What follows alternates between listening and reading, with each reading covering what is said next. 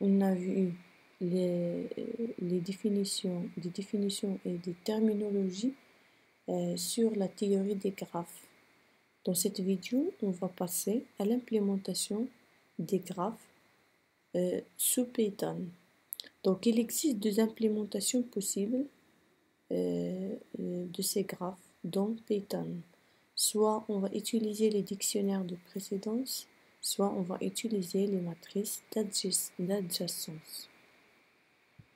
Commençons par les dictionnaires. Donc, on va voir maintenant comment déclarer un graphe non orienté sous Python. Donc, on va utiliser les dictionnaires.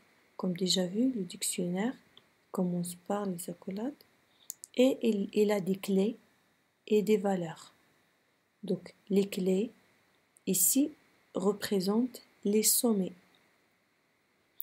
Les valeurs représentent les voisins. Les voisins, par exemple pour A, le sommet A, il a deux voisins, B et C. B, C. Donc BC, c'est une liste. C'est une liste qui contient deux éléments. Donc la valeur de la première clé, c'est une liste qui contient B, C. Virgule, donc on va passer au sommet suivant, c'est-à-dire B. Alors pour la clé B, et aussi sa valeur est une liste qui contient les voisins de B. B, il a deux voisins, A et C. A et C. Pour C, il a trois voisins, donc il a A, B, C.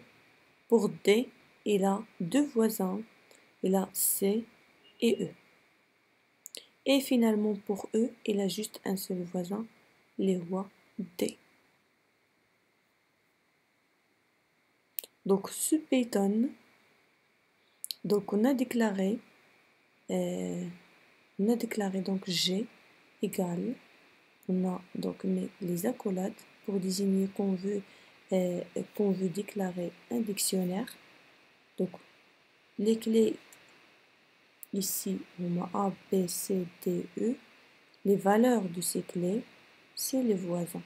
Donc on peut par exemple utiliser un print pour vérifier par exemple la valeur de la clé A. Donc il m'a donné B, C. C'est la liste B, C.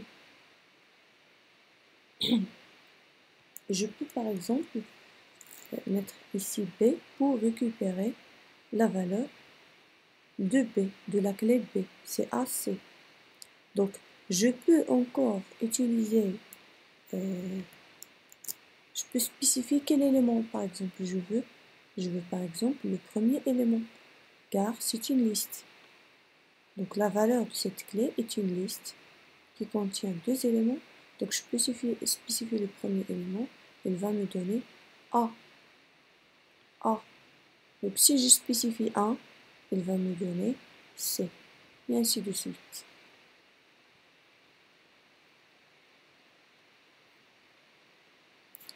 Pour un graphe orienté, alors maintenant, donc il faut faire attention au sens de l'arête. Par exemple, pour A, il a juste B. Donc si je suis dans A, je peux y aller juste dans B. Je n'ai pas le droit d'aller en C. Donc je peux y aller vers B. Donc c'est pour cela on met ici, pour la clé A, nous avons B. Le sommet B, la valeur B. Pour B, je peux y aller vers C.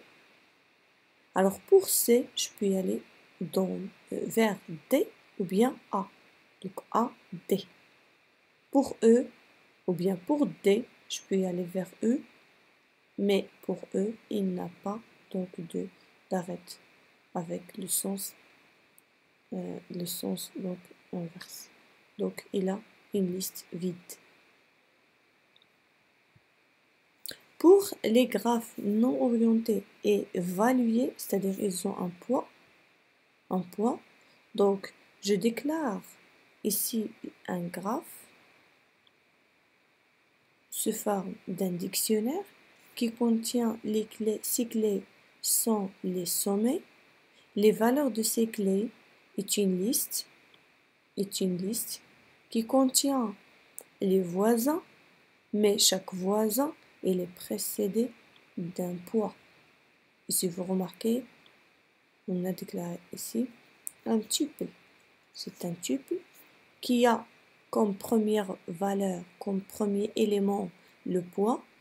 Le deuxième élément, c'est le sommet voisin. Virgule, c'est-à-dire le deuxième élément de la liste. On va désigner le deuxième voisin, c'est-à-dire C. Donc, on va mettre ici un tuple qui contient comme premier élément le poids. Le poids, comme j'ai dit, par exemple, il représente la distance en kilomètres entre ces régions, ou bien, etc., ces villes, etc. C, donc C, il représente donc le sommet. Et ainsi de suite.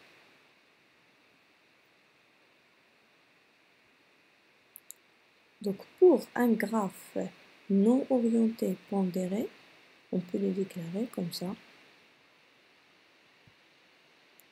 Et par exemple, on peut tester un affichage pour afficher donc, la valeur de la clé A, bien sûr, donc le premier élément.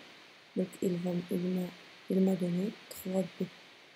Donc pour A, donc son premier élément, c'est 3B.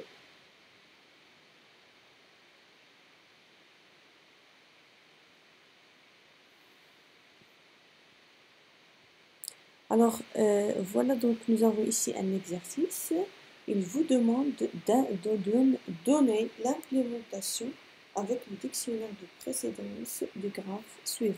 Essayez donc de répondre à cet exercice. Passons maintenant à l'implémentation des graphes en utilisant les matrices d'adjacence. Donc, pour représenter les graphes en utilisant les matrices d'adjacence, il suffit donc, de déclarer graphe comme une matrice carrée qui a le nombre de sommets et la taille de cette matrice, la taille des lignes et des colonnes. Et puis donc on représente les 1 dans l'intersection des adjacences de ce sommet. Par exemple, A et là, B et C sont des adjacents de A. Donc B et C. Donc on va mettre les 1 dans les colonnes correspondant à B et C. Pour les autres, on va mettre des 0. Pour B, on va mettre A, C. Donc on va mettre les 1 dans les colonnes de A et C. 0 pour les autres. Pour C, il a 3 voisins. Donc A, B, D. On va mettre donc les 1 dans les colonnes correspondantes. Et ainsi de suite. Et après, donc, on déclare cette matrice subétale. Pour un graphe orienté, donc il faut prendre en considération le sens de l'arc. Par exemple, pour A, si je suis dans A, j'ai le droit d'aller vers B. Donc je vais mettre juste 1 dans la colonne correspondant à B et 0 dans les autres. Pour B, j'ai le droit d'aller vers C, donc je vais mettre 1 dans C. Pour C, j'ai deux choix, donc je peux y aller vers A ou bien vers D, donc je vais mettre 1 dans la colonne de A et 1 dans la colonne correspondant à D. Pour D, donc si je suis dans D, j'ai le droit d'aller vers E, mais si je suis dans E, donc je n'ai pas le droit d'aller aucun sommet. Donc aussi, essayez de répondre à cet exercice en donnant l'implémentation de ce graphe en utilisant la matrice d'adjacence. Et voilà donc dans la vidéo suivante, on va voir les algorithmes sur les graphes.